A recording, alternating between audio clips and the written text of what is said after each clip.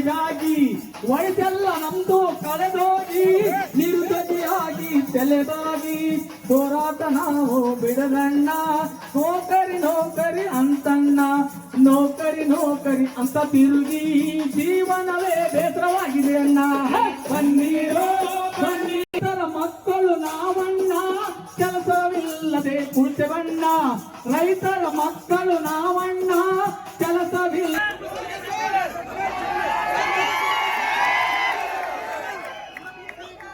ಸಿದ್ದರಾಮಯ್ಯನಿಗೆ ಎದ್ದೇಳು ಎದ್ದೇಳು. ಸುಮಾರು ಒಂದು ಕೆಲವು ತಿಂಗಳ ಹಿಂದೆ ಕೂಡ ರಸ್ತೆ ಕೇಳಿದ್ರು. ಅವತ್ತಿನ ದಿನ ಜುಬ್ಲಿ ಸರ್ಕಲ್ ನಿಲ್ಸಿದ್ರ ಇಡೀ ದೇಶ ಗಡಗಡ ಗಡಗಡ. ಅದಾದ್ಮೇಲೆ ಸರ್ಕಾರ, ಸಿದ್ದರಾಮಯ್ಯನವ್ರ ಸರ್ಕಾರ ಎಚ್ಚೆತ್ತುಕೊಳ್ತದಂತೆ ಕಾದಿವಿ. ವಿಧಾನಸೌಧದಲ್ಲಿ ಕೂಡ ಇದ್ರ ಬಗ್ಗೆ ಮಾತಾಡಿದ್ವಿ.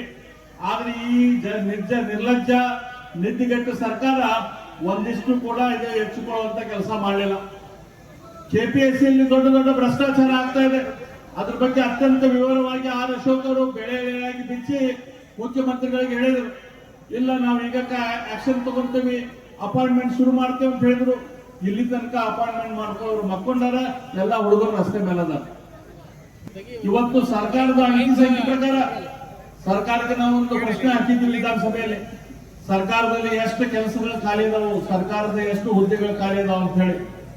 ಸರ್ಕಾರದ ಉತ್ತರದ ಪ್ರಕಾರ ಇದ ಸಿದ್ದರಾಮಯ್ಯನವರು ಕೊಟ್ಟ ಉತ್ತರದಲ್ಲಿ 2,80,000 ಹುದ್ದೆಗಳು ಸರ್ಕಾರದಲ್ಲಿ ಖಾಲಿ ಇದಾವ.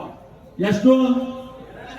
2,80,000 ಹುದ್ದೆಗಳು ಸರ್ಕಾರದಲ್ಲಿ ಇವತ್ತು ಖಾಲಿ ಇದಾವ. ಈಗ ಸರ್ಕಾರದಲ್ಲಿ ಒಂದು ಆರ್ಥಿಕ ಇಲಾಖೆ ಅಂತ ಇರ್ತೈತಿ. ಇಷ್ಟೆಲ್ಲ ಹುದ್ದೆಗಳಿದ್ರು ಕೂಡ ನಮಗ ಸರ್ಕಾರದ ಆರ್ಥಿಕ ಪರಿಸ್ಥಿತಿ ಪ್ರಕಾರ ನಾವು ಎಷ್ಟು ಜನರನ್ನ ರಿಕ್ರೂಟ್ಮೆಂಟ್ ಮಾಡ್ಕೋಬಹುದು, ಎಷ್ಟು ಜನರನ್ನ ನೇಮಕಾತಿ ಮಾಡ್ಕೋಬಹುದು ಅಂತ ಹೇಳಿ ಆ ಅಂಕಿ ಸಂಖ್ಯೆಯನ್ನು ಕೂಡ ನಾನು ತಗೊಂಡಿದ್ವಿ. ಪ್ರಶ್ನೆ ಹಾಕಿ ಆ ಅಂಕಿ ಸಂಖ್ಯೆಯನ್ನು ಕೂಡ ಸರ್ಕಾರದ ಪ್ರಕಾರ ತಗೊಂಡಿದ್ವಿ. ಕೊಟ್ಟಿಲ್ಲ. ಅದು ಏನಿದ್ರು ತಪ್ಪಿದ್ರೆ ಅದನ್ನ ಸರಿಪಡಿಸಂತ ಕೆಲಸ ಅಷ್ಟೇ ಜುಡಿಷಿಯರಿ ಮಾಡುತ್ತೆ. ಇವತ್ತು ಸರ್ಕಾರ ಮಾಡಿರೋ ಮಿಸ್ಟೇಕ್ಸ್ ನ ಕೋರ್ಟ್ ಮೇಲೆ ಆಗ್ತಾ ಇದೆ. ದಯವಿಟ್ಟು ನಾವು ಇದನ್ನ ಅಕ್ಸೆಪ್ಟ್ ಮಾಡಕ್ಕೆ ಯಾವ ಹುಡುಗರು ಇವತ್ತು ರೆಡಿ ಇಲ್ಲ. ನಾನು ಹೇಳ್ತೀನಿ, ಇವ್ರಿಗೋಸ್ಕರ ನಾನು ಪ್ರಾಣ ಬೇಕಾದ್ರೂ ಕೊಟ್ಟು ಅವ್ರ ಜೊತೆ ನಾನು ನಿಂತ್ಕೊಂಡಿರೋಣ. ದಯಮಾಡಿ ನಾನು ರಿಕ್ವೆಸ್ಟ್ ಮಾಡ್ಕೊಂಡಿರೋಣ. ಇದು ನಾವು ಒಂದಿನದ್ದು ಭಾಷಣ ಆಗ್ಬಾರ್ದು, ಒಂದಿನದ ಮೆಮೊರೆಂಡಮ್ ಆಗ್ಬಾರ್ದು. ಇದು ನಾನು ಸರ್ಕಾರ, ಯಾಕೆಂದ್ರೆ ಅವರು ಇವತ್ತು ಆಶ್ವಾಸನೆ ಕೊಡ್ತಾರೆ. ನಾನು ಮಾನ್ಯ ಮುಖ್ಯಮಂತ್ರಿ ಸಿದ್ದರಾಮಯ್ಯ ಸರ್ಗೆ ಭೇಟಿ ಮಾಡಿದ್ದೆ, 1 ಅವರ್ ಚರ್ಚೆ ಮಾಡಿದೆ. ಅವ್ರು ಎಲ್ಲ ರೀತಿಯಿಂದ ಕನ್ವಿನ್ಸ್ ಮಾಡಿದೀನಿ. ವಿದ್ಯಾರ್ಥಿಗಳ ಸಮಸ್ಯೆ ಎಲ್ಲಾನು ಅವರಿಗೆ ಗೊತ್ತಿದ್ರು ನಾಟಕ ಮಾಡ್ತಿದ್ದಾರೆ ಅಷ್ಟೇ. ಇವತ್ತು 56,000 ವೇಕೆನ್ಸಿ ಏನ್ ಫಿಲ್ ಮಾಡ್ತೀನಿ ಅಂತ ಹೇಳಿದ್ರು, ನನಗೆ ಭರವಸೆ ಕೊಟ್ಟಿದ್ರು.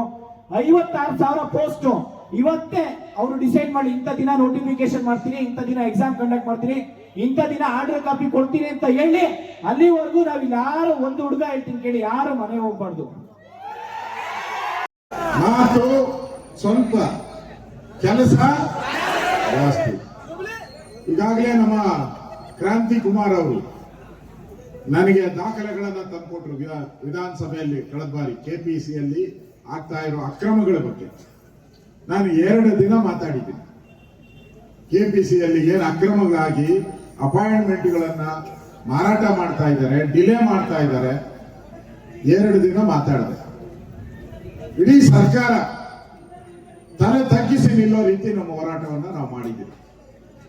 ಒಂದು ಕೈಯಲ್ಲಿ ಚಪ್ಪಾಳೆ ಆಗಲ್ಲ. ನಾವು ಒಂದು ಕೈಯಲ್ಲಿ ಚಪ್ಪಾಳೆ ಹೊಡೆದ್ರೆ ಆಗಲ್ಲ. ನಾವು ವಿಧಾನಸಭೆ ಒಳಗಡೆನೂ ಹೊಡಿಬೇಕು, ಆಚೆ ಕಡೆನೂ ಆಗ ಮಾತ್ರ ಹೋರಾಟ ಸಕ್ಸಸ್ ಆಗುತ್ತೆ. 2 ಕಡೆ. ಅದಕ್ಕೆ ನಮ್ಮ ಕ್ರಾಂತಿ ಕುಮಾರ್ ಹೇಳಿದ್ದೀನಿ, ಪಾದಯಾತ್ರೆ ಶುರು ಮಾಡಿ. ಯಾಕೋ ವಿಧಾನಸಭೆ ಅಧಿವೇಶನ 6ನೇ ತಾರೀಕಿಂದ ನಡೆಯುತ್ತೆ, ಸುಮಾರು 3 ವಾರಗಳ ಕಾಲ ನಡೆಯುತ್ತೆ. ಇವತ್ತು ನಾವು ಕೇಳ್ತಾ ಇರುವಂತದ್ದು, ಇಲ್ಲಿ ಬಂದಿರುವಂತ ಜನನ್ನ ಫಿಲಪ್ ಮಾಡಿ ಇನ್ನೂ ಜಾಬು ಅಷ್ಟಿದೆ, 2,85,000 ಜಾಬ್ಗಳಿದೆ. ಇವತ್ತೇನೋ ಡಿ ಕೆ ಶಿವಕುಮಾರ್ ಕೇಳಿದ್ರಂತೆ ಸಿದ್ದರಾಮಯ್ಯ, ಅಶೋಕ್ ಏನ್ ಮಾಡಿದಾನೆ, ಅಶೋಕ್ ಎಷ್ಟು ಅಪಾಯಿಂಟ್ಮೆಂಟ್ ಕೊಟ್ಟಿದ್ದಾನೆ ರೆವಿನ್ಯೂ ಮಿನಿಸ್ಟರ್ ಆಗಿದ್ದಾಗ ಅಂತ. ಓಪನ್ ಚಾಲೆಂಜ್ ಹೇಳ್ತೀನಿ, ಓಪನ್ ಚಾಲೆಂಜ್ ಆಗಿ ಹೇಳ್ತೀನಿ, ನಾನು ಎಷ್ಟು ಅಪಾಯಿಂಟ್ಮೆಂಟ್ ಮಾಡಿದ್ದೀನಿ ತಹಸೀಲ್ದಾರ್ ಲೆಕ್ಕ ಕೊಡಿ. ನಾನು ಯಾರು ದಲಿತರಿದ್ದಾರೆ, ಹಿಂದುಳಿದವರು ಇದ್ದಾರೆ, ಮುಂದುವರೆದವರು ಯಾರೇ ಇರ್ಬೋದು, ಬೀದಿಯಲ್ಲಿ ನಿಂತ್ಕೊಂಡು ಹೋರಾಟ ಮಾಡ್ತಾ ಇದ್ದಾರೆ ಜಾಬ್ಗೋಸ್ಕರ. ಹೊಸ ಜಾಬ್ ಕೇಳ್ತಾ ಇಲ್ಲ. ನೀನೇನೋ ಹೊಸ ಫ್ಯಾಕ್ಟ್ರಿ ಮಾಡಪ್ಪ ಸಿದ್ದರಾಮಯ್ಯ ಕೇಳ್ತಾ ಇಲ್ಲ. ಹೊಸ ಆಸ್ಪತ್ರೆ ಮಾಡು ಕೇಳ್ತಾ ಇಲ್ಲ. ಇರೋ ಜಾಬ್ ಕೊಡಯ್ಯ ಸಾಕು. ಇರೋ ಜಾಬ್ ಕೊಡು. ಅದನ್ನು ಕೇಳಕ್ಕೆ ಹೋರಾಟ ಮಾಡ್ತಾ ಇರೋವಂಥದ್ದು. ಯಾವುದೇ ಸರ್ಕಾರ ಇಷ್ಟು ವರ್ಷಗಳ ಕಾಲ ಅಪಾಯಿಂಟ್ಮೆಂಟ್ ನಿಲ್ಲಿಸದೆ ಇರಕ್ ಸಾಧ್ಯನೇ ಇಲ್ಲ.